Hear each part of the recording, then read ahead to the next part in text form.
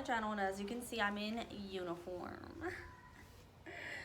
So I'll get up and I'll show you my uniform in a minute, but I wanted to go over the course in a little more depth than I did before, because now that I've gotten my feet wet, I've actually been a part of like the orientation, and I've been a part of all that stuff. So, oh my gosh, I don't like when I sit down. I have a tank top underneath. I thought I was gonna need an undershirt because some scrubs, the neckline is like loose, but these are not loose. These are really tight. Like these are, I want to say tight. I want to say they're form fitting because it's like a woman's uniform for ladies. Oh my god, it's like kind of hanging out. And so like this tank top, the tank top right here is scrunching up. Oh, sorry for the interruption, you guys, but yes. Anyways, so the kiddos fell through the door. So back to what I was saying. I just did my nails. I did them myself because your girl just had no time to go get her nails done.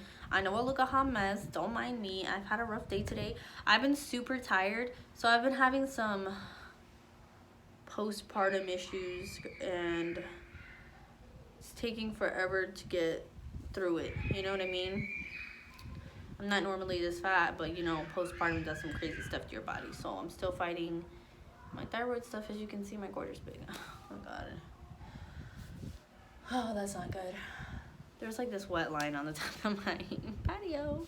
Anyways, back to what I was saying. So I wanted to go over the course a little bit because I've learned a lot about the course. It has like little blouse thing on the side, whatever. So I've learned a lot about the course, and what I've learned about the course and the things that we're gonna go over, we're gonna have so much hands-on. And at the end of the video, I'm gonna definitely drop the best surprise bomb that y'all could ever experience in school. Probably the greatest thing that I love about the program, that not only that program that I'm in, but the fact that the school lets you do this. Cool, it's cool. I don't know if every vet tech or vet program or animal program that you're a part of does this, but they do it here. So anyways, I'll drop that little surprise at the end because I just kind of want to go over the course a little bit. So I have had my assignments already that I've had to read a couple of chapters. What I like about this course is that they're going to go over nutritional stuff. I'll definitely be dropping a nutrition video when we get into that because I feel like nutrition is really important for pets. A lot of people lack the knowledge.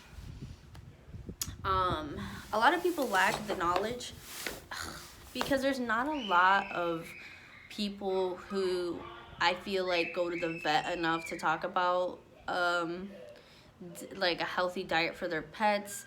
Some people just go to places to do shots, or you know, not to bash anybody's owner's abilities, but some people don't even get shots for their pets and don't realize how important it is.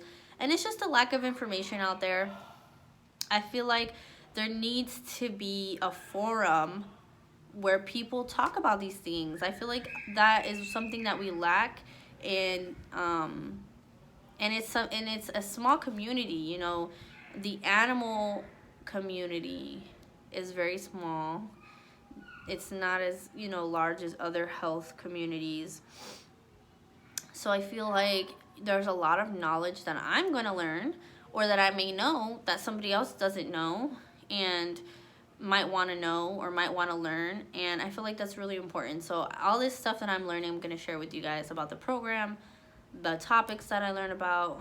So nutrition is a topic, which I feel like is very important. Not a lot of people talk about, like I said, but anyways. A couple other ones, we're gonna have like intro classes. Once we get like further into the program, we go through like externships. That's like at the end of ours, where we actually have to like show up at a job. It's almost like, you know, nursing and stuff, where you actually have to show up to your job and get those clinical hours. It's the same thing with a vet techs and stuff like that. You're gonna have to show up at a facility that they arrange for you. And it's gonna be, I'm sorry, my hair is bothering me. It's gonna be a program that they choose or whatever. And you know what I'm saying? Anyways, so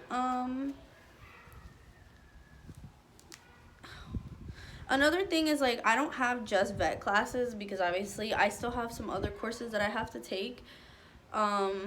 So it's not gonna be an everyday thing that God, until I get like past this little first semester. Oh my gosh, my hair. Until I get past this first semester, and like once I kind of like get past that semester, I feel like sorry, I look really chubby in this. Anyways, once I get past this first semester, I feel like it's gonna be like, I put an undershirt, and that's probably like my biggest look at this, the biggest mistake that I made, because I thought it was gonna be like I said, I thought it was gonna be a little revealing, but whatever, it's not, and I'm not wearing an undershirt anymore. Anyways, so I just wanted to kind of like talk about a little bit. Another thing that I like, we're gonna be practicing x-rays, we're gonna be practicing IVs, there's gonna be pharmacology in there. I've taken pharmacology before because in high school I took my LPN class, but I know pharmacology changes with different things that you do. Obviously with animals it's gonna be different. Their weights range, their medicines are different, so it's gonna be like, I'm gonna have to learn this all over again. But pharmacology is hard, so I'm already nervous because I already know it's gonna be a struggle. I'm not good with numbers, so I've had a little taste of pharmacology and what it's gonna be and what to expect for the people side, so I guess I have like just a little taste of what it's gonna be like. So when I get into the real stuff, it's gonna be crazy. For those of you who don't know what pharmacology is, it kind of speaks for itself. Like you say, pharmacy, it's medicines, injections, IVs. They're all different. A pill is different from drops, is different from injections, and then, you know, is it gonna be subcutaneous? Is it gonna be subdermal? Is it gonna be intravenous? I mean, there's so many different versions of stuff. How you inject people with stuff, or animals. So yeah, that's gonna be that. And then I'm just really excited for the hands-on stuff because I love me some animals. This is something that I've always wanted to do, and it's really hard to get into programs all over the United States because it's such a, like I said, a small community. Not a lot of schools are accredited for these programs, so that's another thing. You guys want to make sure whatever program that you're attending, that they are accredited by the American Association of Veterinary Medicine, and make sure that that's who's accrediting the school.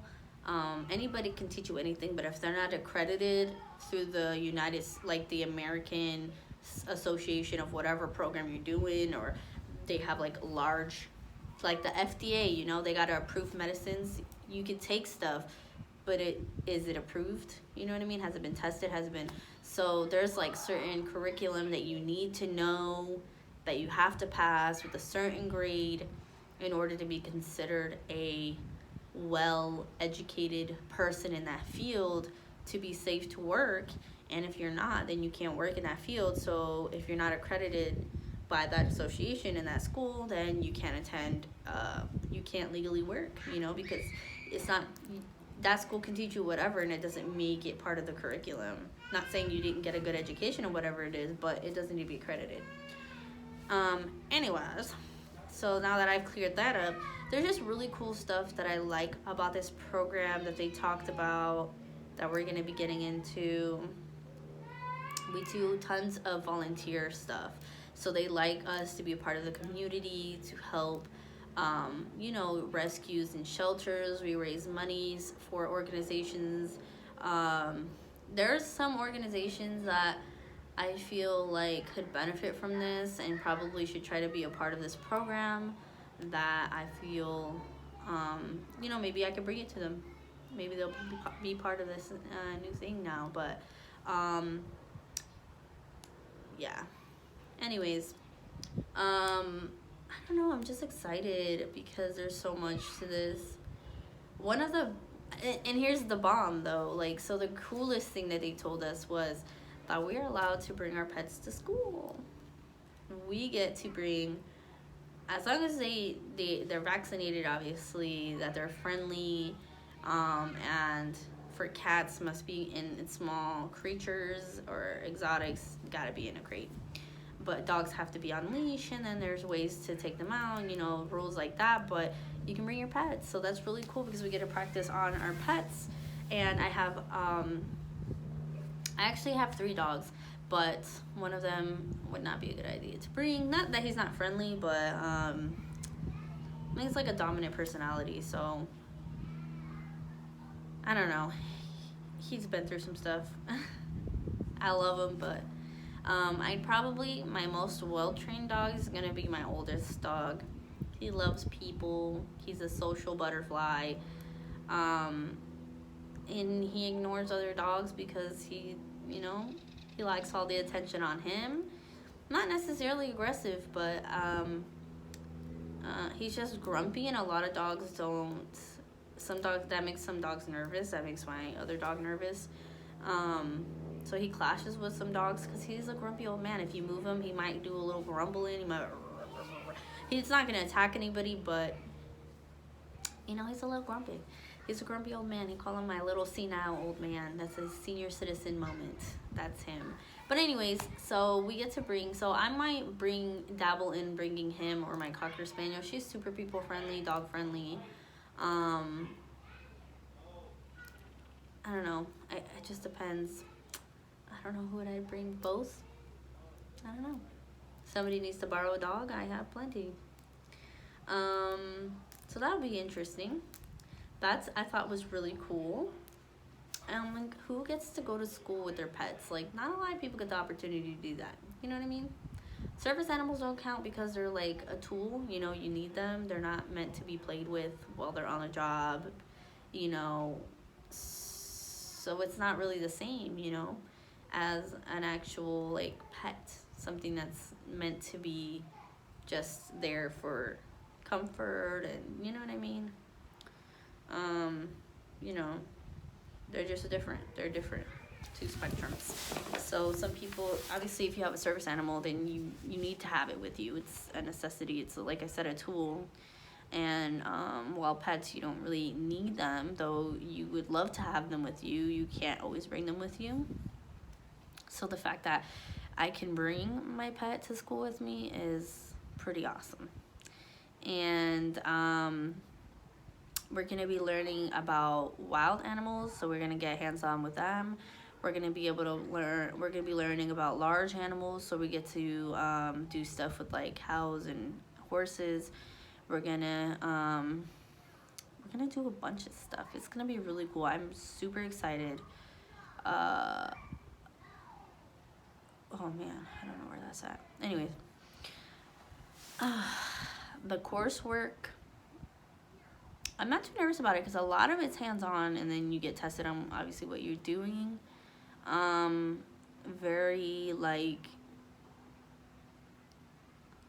let me see, we're gonna be learning restraints, x-rays, you're gonna be learning surgery stuff, you're gonna be learning intro stuff, so that's gonna be like just like a brief over of everything that you need to know getting into the program. It's kind of, and I've read already some of it, so like intro is just getting you to know about like the history of veterinary technology, the job aspect of it, like what are the earnings and how are the job opportunities out there, where can you work. It's like logistics of the job, like that's very intro, getting to know the program. So that's going to be like the beginning half of that first semester that we're learning. And then just like a few other things that I'm excited for. Just being able to get to do something that I have always loved and had a passion for. I could tell you some, and you know what's funny? I'll probably like make a video of like crazy things that I've done that made me realize like this is the field for me, because as a kid, my friends can vouch for this. I used to take in all kinds of stray animals. I just had such a crazy experience. I used to break in. I don't want to say break in, okay? But technically it is breaking entry. But I used to go into people's backyards sneak in there and play with their dogs. And I've been caught so many times, and people are like, what are you doing? And I'm like, I'm playing with your dog. I was like a little girl. I'm just a weirdo. And then eventually I got caught so many times, and people are like, you have to say something. My mom finally was like, hey, you know, our neighbors are coming to me, and yeah, you gotta stop breaking in people's houses. This isn't gonna work. And I was like, but why? I love them. You know, I didn't have a dog at the time I was little, and we were, you know, poor. So, this is so funny. And I started, you know, some of the neighbors just got to know me, and they started using me as like a dog walker, dog bather, dog babysitter. I did a lot of crazy, I feed people's dogs. I did it all. Cats, I used to find people's cats for them, or pull animals out of trees. I was like the neighborhood animal girl. That was what I did. And then my family, if we lived near them or whatever, they would have me, you know, help them with their pets. My aunt, this is a little history of me, but you know, whatever. I used to ride horses. I did a lot of stuff with animals. But anyways, getting back to the juicy stuff. One day I walked into somebody's house because I wanted to play with their dog. I already got talked to about it, told that I had to ask for permission. So instead of knocking on the door like a normal person, his door was open. I walked inside and I said, hey, can I play with your dog? While he was just trying to enjoy his breakfast with a magazine in his face. And he's like, oh my God, this girl. He got so scared. He jumped and he's like, what are you doing in here? He's like looking around like, this girl just really walked in my house and asked me to play with my dog. His dog was playing in the front yard. He had no fence, but his dog used to walk with him. He ended up being a friend. We got to know him. My brother wondered whose house I went to every single day after school for a long time. My mom was like, who's this guy you keep talking about? And his name was Matthew. Some grown man who I thought was my friend. I'm such a weirdo. How did I not get kidnapped? But anyways, he knew who I was, so he felt kind of bad. You know, this girl has no friends. So he let me play with his dog every single day. I played with his dog in his front yard every single day after school for God knows how long. And yeah, my mom knew who he was. Eventually introduced himself because he saw us walking one time. He used to ride his bike. His dog never was on leash. He was just that obedient. He literally would sit in front of the store, no leash, chilling. His name was Happy. I love Happy. I'll never forget him. But Happy committed suicide. Really sad. Yes. How did you say? One day, Happy was just so old. He was walking with his owner, doing his thing, and I think maybe he just knew something was wrong. He just felt off, and he laid on the train tracks, and the train was coming, and I don't have to give you a description of what happens when a dog lays on train tracks in front of a train. So, anyways, that was the end of Happy's life, but he was an amazing dog. And Matthew was a cool guy. He was a cool guy, but, you know, it is what it is. He no longer was my friend because I was friends with him solely for the purpose of hanging out with his dog. I know it's kind of shallow, but yeah. But that's a little brief about me. I can tell you way more funnier, crazier stories. But I'll save that for a different video because there's no way I'm going to have a 30-minute video. That just doesn't make any sense. So if y'all really want to hear these crazy stories that I have so many. Like, you have no idea how much stuff I've been through, how crazy my life has been with animals because I have that much of a passion for them, how crazy I drove my mom bringing pets into the home, how many pets I had at one time you would not believe. I'm not going to name them, but at one point I had at least like 7 animals in my house, maybe more. And my mom was just like, stop bringing animals home. You know, some people spend their lives trying to fix other people and taking people in and being in toxic relationships because they're too busy trying to fix people. I don't fix people. I fix animals. That's what I do. I feel like if an animal needs a home, I'm going to find them a home. That's just who I am. I've always been that way. I take in animals now, still to this day, and even though I don't keep them, I always find them a home. I have a lot of people who needed help rehoming animals or finding strays and couldn't keep them, so I've kept them until I found them a home. I found people programs to help get strays spayed and neutered, vaccines. There's a lot of facilities that offer those, if not for free, for a very low price. And I know a lot of places will work with you if you let them know it's a stray and you're just trying to get them a home. So you'd be surprised how many people and facilities will help you find the right resources to get those. But I'll leave more of that information. I just wanted to talk a little bit about the program, my uniform. I wanted to be able to just, show off a little bit. Oh, I'm going to show you guys. 1 second.